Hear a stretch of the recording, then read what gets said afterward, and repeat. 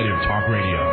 Get ready, America, for Deadline Live with your host, Jack Blood. Deadline Live is the daily wrap-up for those too busy in the daily grind to discern and dissect the news, while the so-called mainstream media buries the truth. Jack Blood uncovers it, exposing the lies that our trusted government officials do not want us to know. And now, please welcome Jack Blood. We are locked and loaded for the propaganda war. Second hour of Deadline Live coming your way. It is the 8th day of September 2010. I'm Jack Blood, your narrator, your radio gun, reporting for the next hour. We're on the air Monday through Friday, 3 o'clock to 5 o'clock p.m. Central Time. All the ways to listen are free at deadlinelive.info or rentsradio.com. Go check that out, and go check out our Facebook. Join us on Facebook. Join us on Twitter. Join us on MySpace. Do they still have a MySpace? Yes, they do. Looks a lot like Facebook these days. All the ways you can listen, all the ways you can follow our work, all at deadlinelive.info. Thanks to our great web mistress, Kristen, and all the contributors we have over there that are writing original content for our website, deadlinelive.info. Please support our sponsors when you go there. This is, of course, our 9/11 Memorial Week, the 9/11 anniversary, the 9th anniversary coming here this weekend. This is how we're loading it up. And I've gone to great lengths to find some of the most prolific investigators, researchers, and whistleblowers to get on the show for you. One of those is J. Michael Springmann. His story came to light almost immediately, I believe in November of 2001, just after 9/11. He was the head of the U.S. consular office in Jeddah, Saudi Arabia, claiming that during the period that he was there from 1987 to 1999, he was repeatedly ordered to issue more than 100 visas to unqualified applicants. Far from just being a whistleblower, he's also a speaker and a lecturer. He handles immigration law as well as general practice at his practice in Maryland, in Virginia. And he joins us on the show now, J. Michael Springmann. Michael, great to have you. Well, I'm pleased that you extended me such a kind invitation to speak to your listeners. And I got to meet you at the Treason in America conference out there at Valley Forge, Pennsylvania. That was a fitting place. We were out there at the convention center. You were at my table. We had dinner together, the great dinner that they put together for us, and I got to know you, and what a nice man you are. That was an interesting discussion we had at that table. Quite a few characters, I guess being the lead one. Well, thank you kindly. You were nice. I was speaking. I was talking as usual, as the talk show host does. Here we are, all these years later, and I'm so glad that you're still talking about it, because your story is just a key element to all of it, and it really kind of messes with the official story that we don't know how these guys got in here. They did all of these things. Now, we know that they were followed around by F.B.I. agents. They were monitored heavily. We believe that they were assets. Muhammad Atta and many of these people, they've got a long track record of unscrupulous behavior for Muslims who are going to die for the cause. But you ran into a lot of these characters when you were in Saudi Arabia issuing green cards or issuing visas to people. Can you tell us your story? And we're going to be interrupted by commercials, I'll tell you now. But Sure. Where does it start for you? What was the first thing you started to see, and how did it work, and how does that apply to 9/11? Okay, well, it began even before I left Washington for Jeddah. I had been assigned as chief of the visa section there. And I had been told prior to being assigned to Saudi Arabia that I was going to East Berlin to work in the embassy there. And all of a sudden, I was going to Saudi Arabia. And the best I could get out of the State Department officials was, well, we want somebody a little bit older and somebody with a little bit more experience to go out there. And I thought, no, this is a little peculiar. Why me? What experience do I have? Well, before I even got out there, after I got the assignment, I began hearing stories about there were problems with the visa section. There were problems with troublemakers there, and they were creating problems for the American ambassador, who was then Walter Cutler. He spent 45 minutes talking to me in a rather roundabout fashion about the issues of visa issuance there, and I couldn't get any sense out of it, and tried to contact my predecessor there, who didn't respond to any of my letters to her about what was going on there. Okay. And once I arrived, I was feted with great praised and saying, you're nothing like her, she was an absolute bitch, you are doing a great job. And then after a while, I began to get these questions about, well, you really need to give a visa to this person. And initially, it was, the decision is yours. And they were generally people who couldn't show a good, strong tie between their country or Saudi Arabia, and that would enable them or require them, in fact, to come back to Saudi Arabia or their own country once their trip to America was over with. And then it got to the point where you will issue these visas after you refuse the person because he couldn't explain why he was going to America or what he would do when he got there. And this went on through the entire year and a half I was in Jeddah. The CIA, in fact, demanded that they review the visas I had issued before the visa stamp would go into the person's passport. And this was very, very strange and very, very peculiar. And it was to the point where people would come to me and say, you can issue the visa now, or you can issue it later after the Consul General J. Freres, who I don't think worked for the Department of State, but rather for a three-letter agency across the river in Virginia, had told you to issue the visa.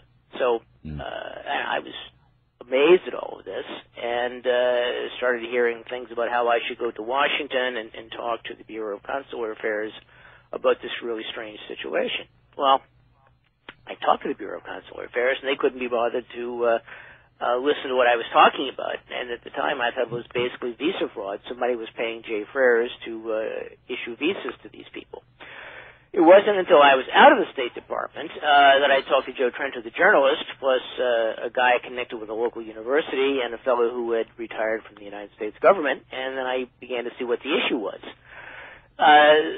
The CIA and its asset Osama bin Laden were rounding up people for the war against the Soviet Union in Afghanistan.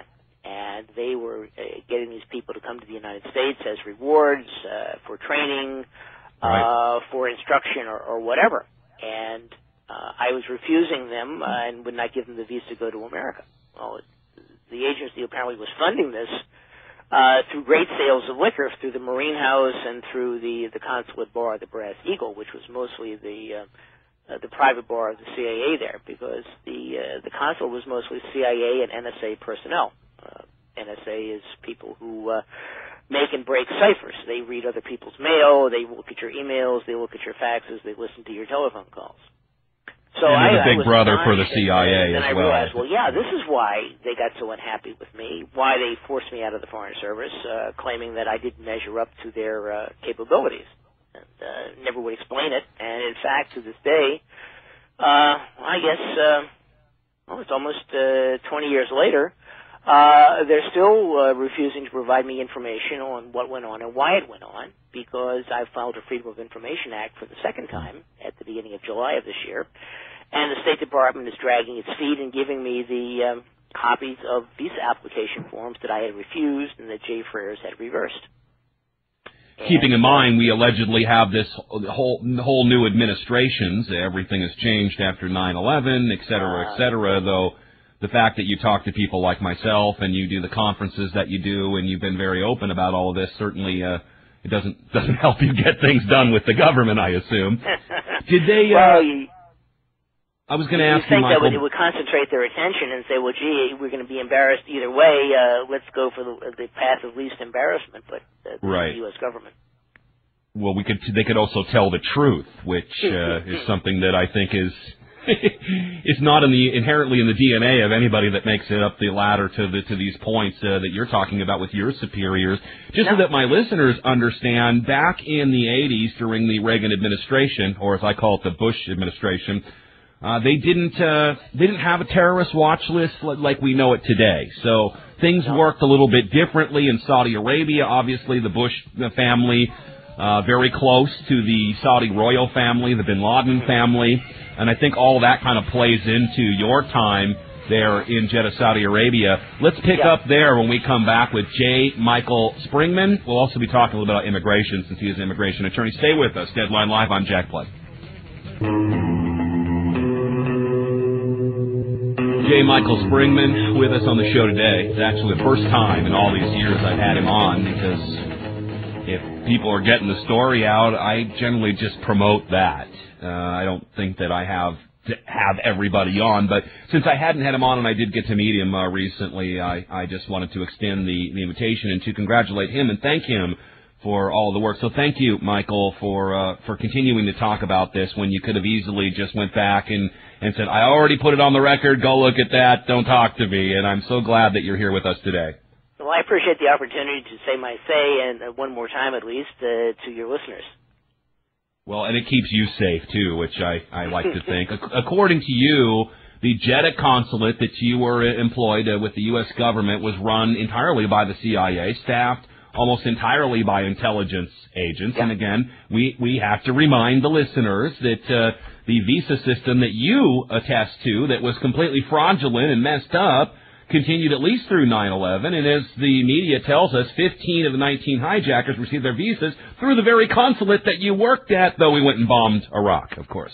Exactly. I thought with my asking these questions and following a Freedom of Information Act lawsuit back in 1991 or 1992 or thereabouts, and speaking out against this would have put the Indians back onto the reservation. And unfortunately, from what I could see of September 11th, where 15 of the 19, according to the Los Angeles Times, got their visas from Jeddah, obviously it was still going on. I mean, so where's the investigation? I think the classic example was these two Pakistanis came to me and wanted a visa to go to a trade show in the United States because they were going with the commercial section's sponsorship. But they couldn't name the trade show or the city in which it was being held. And after I had refused them, within the hour, Paul Tveit, Tveit, who's retired from the CIA and living in McLean, Virginia now, he called over and said, well, they have to go to a trade show. They were going on this trade mission and they had to go. And I said, well, they couldn't explain to me what they were doing or why they were doing it. And the law says they are an intending immigrant unless and until they can prove otherwise. So then, a little bit later, he went to Justice Stevens, who was the nominal head of the consular section there, and got my refusal reversed, and these guys went to the United States and presumably stopped off with the lack of intelligence agency in Washington or somewhere else in the country for doing the needful. Yeah. But and Walter Cutler was aware of all of this, the ambassador at the time. In fact, what they told you was, look, if you want a job at the State Department in the future, I guess anticipating that you might want to climb that ladder, you're going to change your mind, and you're going to go, you're going to give all these people that we tell you to these visas so they can come to the United States, no matter what their intentions might be. Exactly. Jay Ferris put it to me just like that. He says, you either issue the visa or you're going to be unemployed. That's pretty much how it works today, doesn't it? I mean, what's changed? Mm-hmm. Anything? Nothing. I mean, the Obama administration is refusing just as many Freedom of Information Act requests as the Bush administration ever did. I can't go to Canada. Iraq and Afghanistan, and he's not. I can't travel. I can't go to Canada. I have to have a passport to go to Mexico. Some things have changed, though. If I had the connections that say Muhammad Atta or somebody had, maybe I wouldn't have that problem. And that's really, where we're all at with it. The excuse was, and with your testimony, we completely blow this out of the water, I think, Michael. The excuse is, well, we did train the Mujahideen. We armed them. We trained them. They fought against Russia. They helped us. They fought in Kosovo, as we know. But then we just lost track of them somehow, and we don't know what happened to them, even though mainstream news had been reporting that the CIA station chief in Dubai had actually visited bin Laden, who at that time was supposedly wanted for the embassy bombings, and he was in the hospital getting chemical dialysis, and this was in July of 2001. Yeah. It was absolutely amazing. And it went on. I eventually talked to a former head of the consular section, John Moeller, who retired and was living in Florida, and he would never really come out and say what was going on, but he had said in one sentence, in one letter he had sent to me, that he had taken early retirement from the State Department rather than fight these demands for visas for unqualified people. I think this is international and not just a quadrant of the U.S. government. The State Department runs after a while international policy. Is that yeah, they were doing this in Afghanistan to fight the Soviets, and I think initially they hadn't planned for the future. And then the dominoes toppled, or the pennies dropped, or whatever you want to say. And they said, well, we got this cadre of people who can shoot things down and blow things up. Let's take it to the next step and use it against governments we don't like and get regime change in Lebanon, regime change in Iraq, and now regime change in Iran. And I think they've got this cadre of international gunslingers that they can use to put together in any kind of situation they want to make a government unstable and a country unstable. By the way, is Osama bin Laden still alive in your perception? Do you have an opinion on that? I don't know. I mean, if he's dead, they need him alive because he's a boogeyman that can be used to frighten the Americans into doing anything against the Constitution and the Bill of Rights. You know, restrictions on travel, restrictions on association, restrictions on speaking out. I mean, this is the national security basis they used to arrest these people, these two Yemenis who were traveling from the United States on their way to Yemen. And their crime against the peace and security of the world was they had taped some wristwatches together with tape. So right. they need a boogeyman. They need to have somebody to say, oh, we don't have the evil empire to fight anymore, but we have terrorists everywhere, under the bed, on the airplane, across the world. Yeah, and now they're coming from Pakistan and Yemen, who just happen to be targets of now this new war administration as well. Michael Springmann is with us. Come back with us, Michael, because I want to get into what happens once they leave your jurisdiction in Saudi Arabia and come here. Also, what your role was in the the 9/11 Commission. We'll be right back, folks. Stay with us. 9/11 is an inside job. This is the one and only Deadline Live. Stay with us.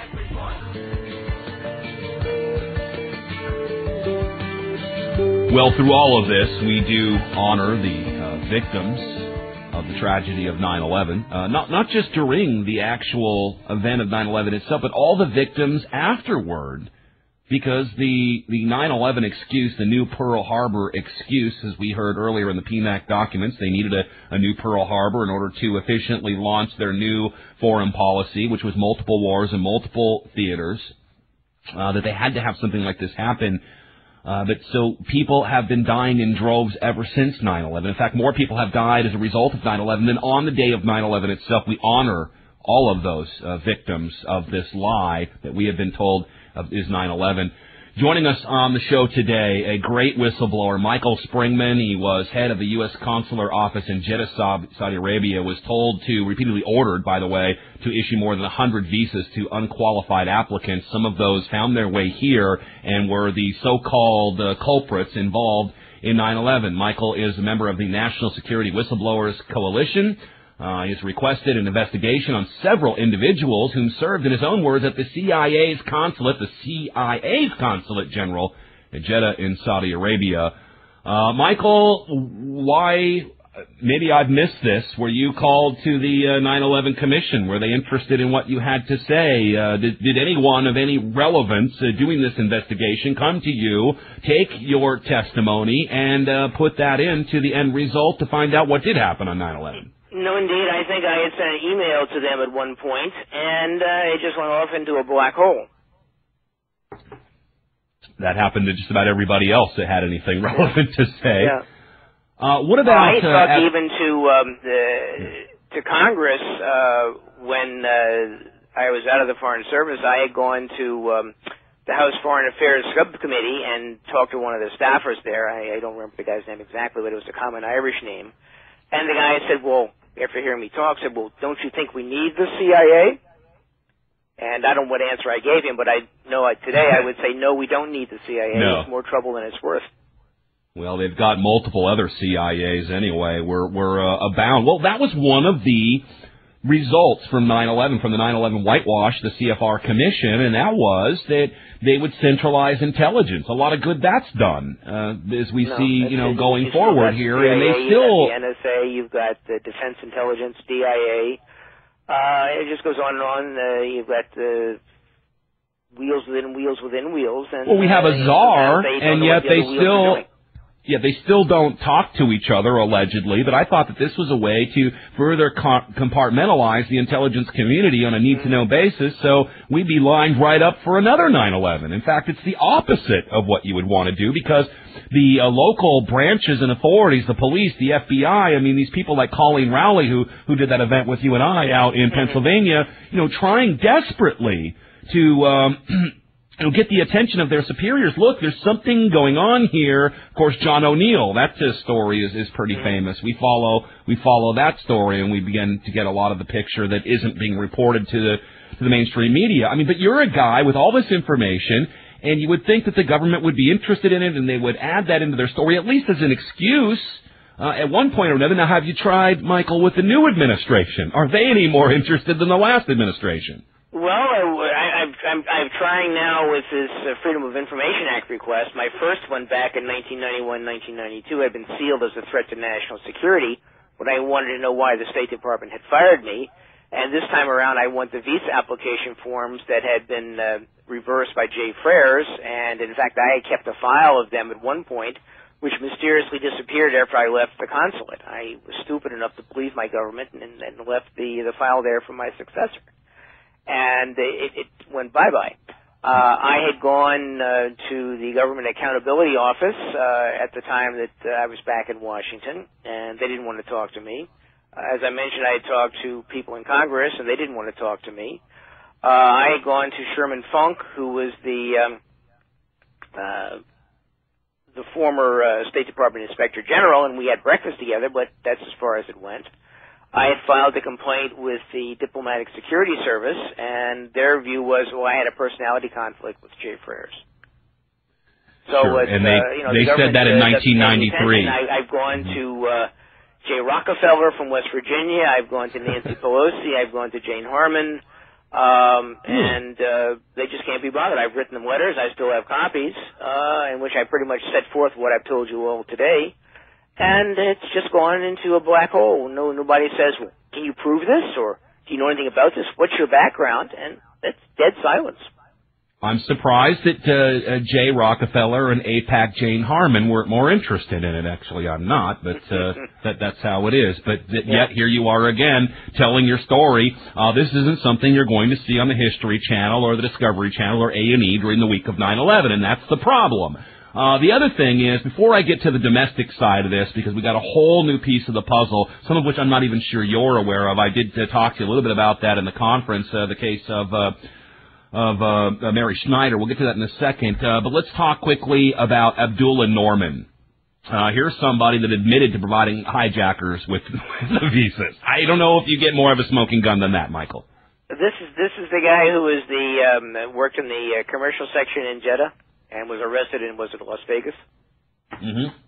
Yeah. Took money and gifts to provide fraudulent visas to the foreigners. Pled guilty, convicted. 50 of the 100 visas improperly issued by Abdullah Noman, September 96 until November 2001 when he was arrested.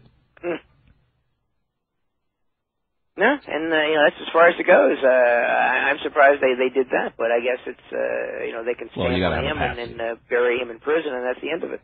You got to have a patsy. I'm glad that patsy wasn't you, Michael, to be quite honest with you. From 1991 through May of 1999, as an immigration examiner, now that would be under Homeland Security after the 9/11 attacks, Mary Schneider adjudicated and processed requests to adjust status, consisting mostly of marriage, sham marriages, green card interviews, also naturalization interviews. During the period, Mary intercepted 6 felony fraud sham marriage rings, obtained over 35 signed videotape confessions, fraudulent sham marriages. 2 of the 6 rings were comprised of illegal Muslims from, again, the Saudi Arabian foreign country. For the highly documented, unprecedented, exceptional enforcement performance, Ms. Mary Schneider was removed and prevented from conducting marriage interviews anymore. It turned out that some of the very people that she was forced to put through and give citizenship were involved with the alleged hijackers themselves. And she wasn't listened to. What is the protocol? I don't know if you can comment on what it is today. I guess that would make a bit of a difference. But before 9/11, what was the protocol of once you were forced to give the guy the visa, he comes over here? Is he just on his own? Does it check in anyone? Does anyone monitor him? I mean, we know, again, that these so-called hijackers were monitored for other reasons, but what is the protocol here? If there's somebody that looks a little fishy... A normal visa applicant? Sure, somebody that you were forced to give a visa to, or anybody, yeah. Well, I mean, a normal visa applicant, once he gets the visa, he's inspected at the U.S. port of entry by immigration.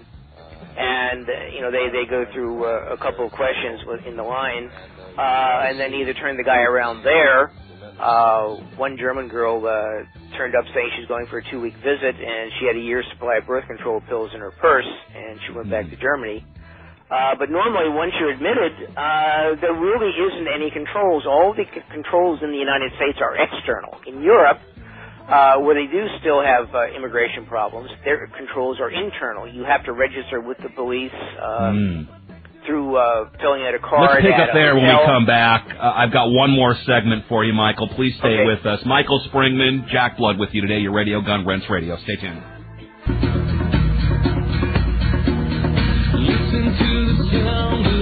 Well, thanks for being with us today. Tell people about Deadline Live.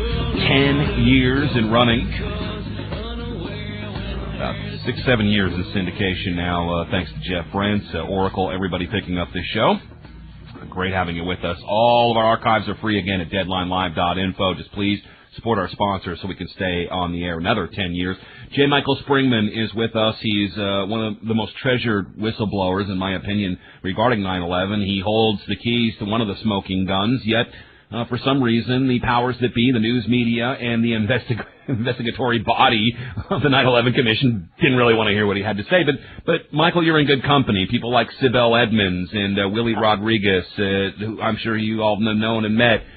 Their testimonies didn't get in either, and that's why the American people have been robbed, blatantly robbed at gunpoint regarding the issue of 9/11 and everything we've given up, from the money to our freedoms to our children fighting the wars because of 9/11. I mean, it's got to be one of the biggest travesties ever. The other smoking gun is 1993 World Trade Center bombing, which was an F.B.I. sting operation. That was in all the newspapers. I bet that doesn't get talked about either.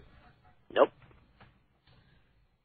But the C.I.A. gave a visa to the blind sheikh to come here, and they swept that under the rug. It was, we didn't know about this. We checked the microfiche file. We didn't check the online update.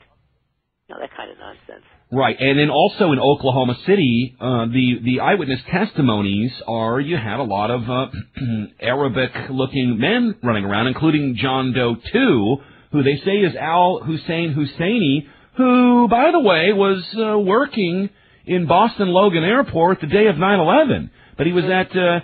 So this came in under something we had called, and this is something I'm sure you could expand on, Michael, Operation Iraqi Paperclip. After the first Gulf War, George Bush brought a lot of these guys in, just like we did with the Nazi rat trails after World War II, and these guys became kind of the plumbers for George Bush Sr. in domestic and issues in Central and South America.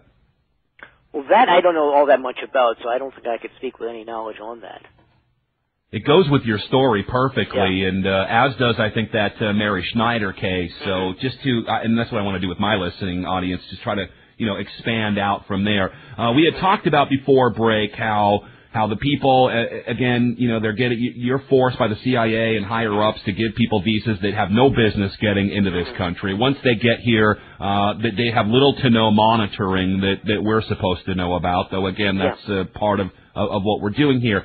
And that practice, I got to tell you, it seems like it continues to this very day. Though I've given up my liberties, not willingly, after 9/11, none of this has really changed, and it looks like we are ripe for a whole nother 9/11 attack.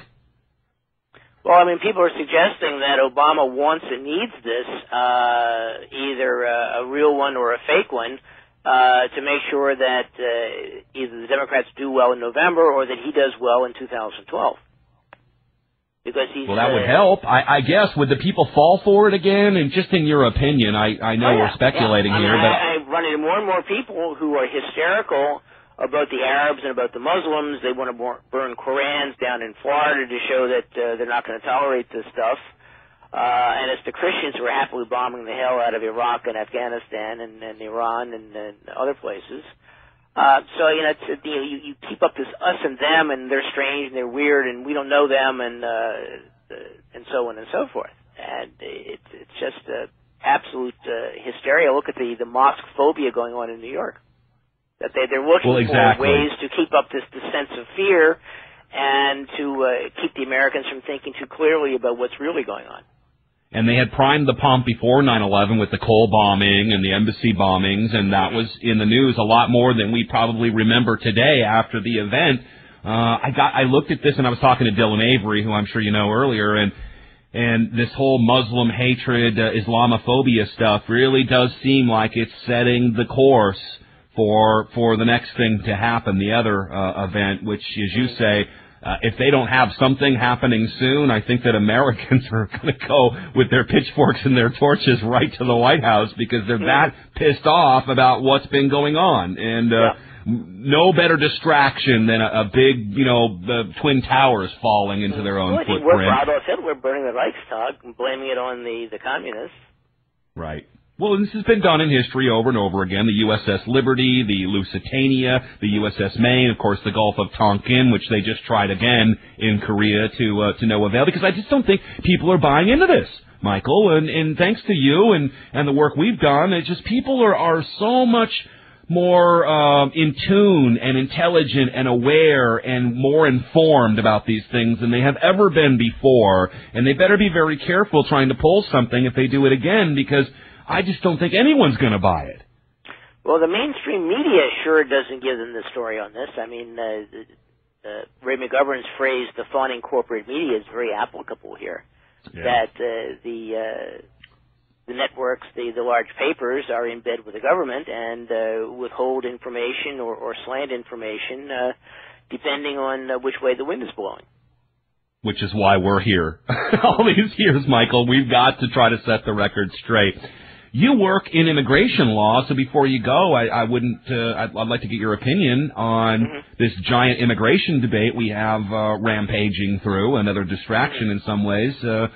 What's your opinion on that, and what is the right way to go forward if you have one? Well, I mean, the issue is essentially the Immigration and Nationality Act is like the Internal Revenue Code. It's a cobbled together hodgepodge of things for special interest groups, and every time they try to quote unquote reform it, they make a bad situation worse. And what really is driving the immigration debate is the fact that wage slavery is alive and well in this country. Yeah. The capitalists want to bring in cheap labor, pay them minimal wages, and threaten them with being packed off to where they came from if they ask questions like, well, why can't we have health insurance? Why can't we have retirement? They're happy to live 12 to a room on minimum wages because it's better here than it was there. But in fact, in some ways, it helps to destroy the already shaky American economy. And right. You want to bring in talented people. The Australians and the Canadians do it by saying, well, bring education and bring money, and you can live and work here. But let me correct the record, though, for a second. When you say capitalists, I think you mean cartel capitalists, because they're certainly they're not adhering to the free market in any way. They're manipulating it with their cartels, their cabals, which is a whole other conspiracy within itself. I'm looking and seeing that the end game here, the solution always is break down the borders. We need to become a European Union over here. We all need to be carrying some form of biometric ID so that you and I, Michael, can prove that we're Americans and that, we can go to the store legally. It seems that's how it all ends up here. But meanwhile, I mean, we've got a furious fight on our hands. And if you look at the immigration laws, I know you know this, and my listeners know it. In Mexico, for instance, they're pretty hardcore, unlike what we have here. And I don't know if there's a solution other than to, repeal NAFTA, end the drug war, and maybe, instead of sending aid to Saudi Arabia so much, maybe give a little to Mexico to help them weed out their corruption and stand on their own. And the fact is, maybe Mexico, that's just one country in question, maybe they need a revolution so that people can live there and work there and have a future. Sure, foreign aid to Mexico and some of these other places would be ideal, that you show them how to put their economy together, create a Marshall Plan for Mexico. And it's cheaper than bombing Iran or Iraq, and it's cheaper than these ridiculous wars on drugs and wars on terrorists that go on and on and on with no progress. Boy, talk about a story no one's getting out in the news. That is, the gangland stands here on U.S. territory. We're getting a lot of intelligence on that. I'm not seeing any of it out in the news, and this is firsthand from people who are enduring this. And again, it sets us against them, doesn't it? Divide and rule, right, Michael? Your thoughts on the 9th anniversary of 9/11? I don't know what you're going to be doing, but why don't you let us know? And any final words you might have as we end the program. Well, I have no special plans. I think my final words are September 11th is basically a pig in a poke. They had these nice words, ground zero, 9/11, and so on and so forth, but there's never been any investigation. There's never been any truth. It's been all supposition and claims that the Iraqis did it and Saddam Hussein was going to destroy America single-handed. It's basically more of the same. We have a government that is not a government of the people, by the people, and for the people. It's of the privileged, by the privileged, and for the privileged. Right. The elite, no matter what country they're in. Yep. I don't think you have a website, or I would have plugged it. You don't have a book or a website or a film or any of that, do you, Mike? Well, I have a website for my law practice, and I'm in the process of changing that, so it wouldn't be good to give it out because it may be dumped into another category. If you need a lawyer in D.C., Maryland, or Virginia, this is a good guy. Hire him, and you'll actually get a real attorney who will represent your case. And I've been really lucky to have good legal representation, which I need here in Texas. Michael, thank you so much for your time. I can't wait to have a drink with you and dinner again. I hope we get that opportunity. And thank you so much for spending time today. Thank you for all the kind words and the opportunity to speak my piece and to get the word out to the people. That's a little bit different than what the government tells them it is. Yeah. Attaboy. Stay bold, Michael. Thanks for joining us today. Thank you very much. Really appreciate it. All right, folks, that'll do it for this edition of Deadline Live. Tomorrow's show, pretty much the same formula. We've got the Dice Man, the original. Mark Dice joins us in the first hour of the show tomorrow.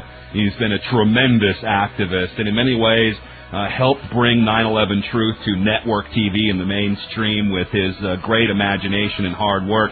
He'll join us here in the first hour. And also Kyle Hentz, one of the producers, writers, directors for 9/11 Press for Truth, a fellow Rhode Islander back in the day, and he's been in this as long as I have or anyone has. We'll look forward. He hasn't been on the radio for a long time either. We'll look forward to having him and dole out some more evidence for you right here on our tribute to 9/11 this week on Wrench Radio Deadline Live. Stay bold. Stay tuned to your local radio stations and vote with your dollars. Support the information that helps you and informs you. Out.